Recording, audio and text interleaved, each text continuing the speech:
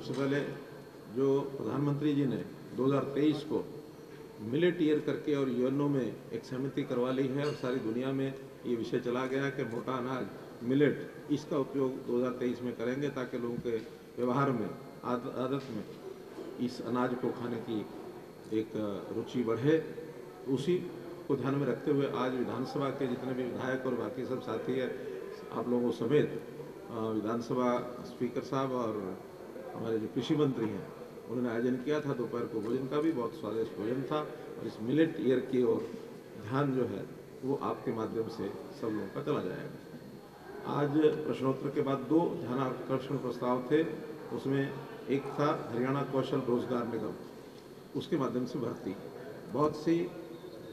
यानी एक प्रकार से गलत फहमियाँ कन्फ्यूजन्स ये बने हुए थे, विधायकों के ध्यान में भी थे, विपक्ष के लोग तो उठाते ही रहते हैं। उसका एक एक विषय एक एक पहलू उसको मैंने अपनी ओर से भी स्पष्ट किया है और अब अंत में किसी प्रकार का कोई कन्फ्यूजन किसी के दिमाग में नहीं था। बहुत लोग इसको ये मान के चल रहे थे शायद ये रेगुलर भर्ती है, रेगुलर भर्ती नहीं है, ये एक एडॉक एक साल की भर्ती जब तक HPSC स्टाफ सिलेक्शन कमीशन के माध्यम से भर्ती नहीं होती तब तक के लिए ये व्यवस्था की जाती है। पहले ये ठेकेदारों के माध्यम से की जाती थी, लेकिन अब ठेकेदारों के बजाय एक कॉरपोरेशन बना करके और हम लोगों ने सीधा इसमें बिना किसी एग्ज़ाम के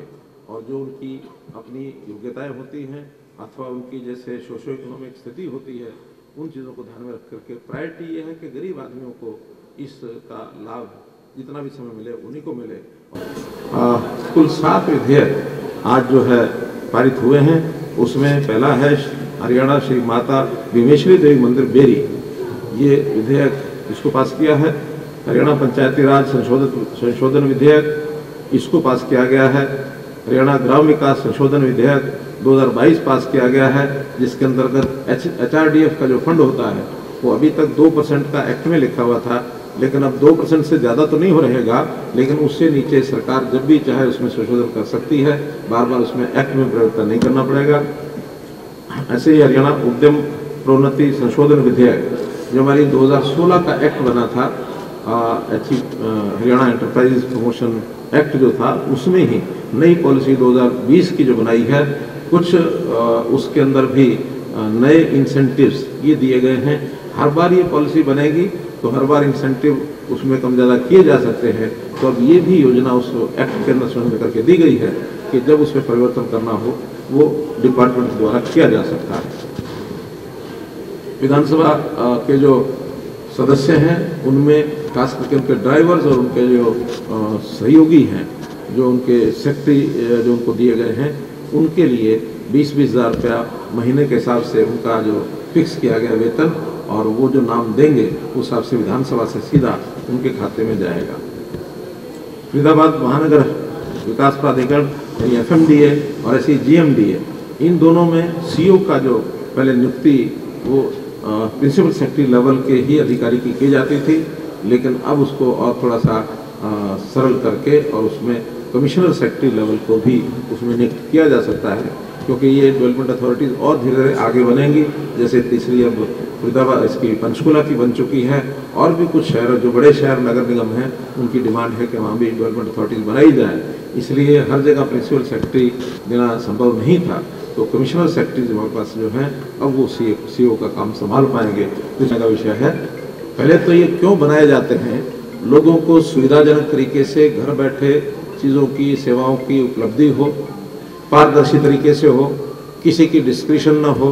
भ्रष्टाचार ना हो, इसके लिए सारे प्रावधान किए जाते हैं। और मैं समझता हूँ इसमें जब नए नए पोर्टल बनेंगे, नई आवश्यकताएं होंगी, कहीं ना कहीं छोटी बड़ी कठिनाइयाँ भी उसमें आती हैं, क्योंकि पहली बार बनाई जाती हैं, लेकिन उन कठिनाइयों का विचार करने के बाद उसको ठीक करने का काम लगातार हम कर रहे हैं और बहुत सी ऐसी नई चीज़ें की हैं जिसका जनता को बहुत लाभ हुआ है। विपक्ष बार बार इन विषयों पर प्रश्न इसलिए उठाते हैं कि उनको जो पुराने सिस्टम बने हुए थे जिसमें किसी को भी वो लाभ पहुंचाते रहे होंगे, तो जितने लाभार्थी ऐसे इस प्रकार के इलीगली जिनको लाभ मिलता था वो सब अब चूँकि बेरोजगार होते जा रहे हैं, तो बेरोजगारी की बढ़ती संख्या को गिनाने का एक कारण उनका ये भी है कि उनके जो सफ़ेद कुर्ताधारी और जो काम करते थे उनके इर्द गिर्द सब सेवाओं का लोगों को यानी शुल्क लेते थे उन सेवाओं का, वो सब शुल्क बंद हो चुके हैं। देखिए, कल हमने स्पष्ट कर दिया है कि हम विधायकों को बहुत सुविधाएं दे रखी हैं। वैगी जो है वो सब प्रदेशों में नहीं है, यानी आदर्श ग्राम योजना विधायकों के लिए भी, सांसदों के लिए है, विधायकों के लिए भी हमने शुरू की। 2 करोड़ रुपया हर साल का वैगी के माध्यम से भी उनको उपलब्ध कराया जाता है। हर सत्र में 5 साल में 5 करोड़ रुपया उनको अलग से स्पेशल बजट ग्रांट ये भी दी जाती है। पिछली बार भी दी गई थी, इस बार भी दी गई है। कोई प्रदेश ऐसा देता नहीं है। अब डिस्क्रिशन की इच्छा होती है कि मुझे कुछ ऐसा मिल जाए पैसा जिसको मैं जैसे चाहूँ, जहाँ चाहूँ, मेरी मर्जी से खर्च हो। वो डिस्क्रिशन जब हम अपनी छोड़े बैठे हैं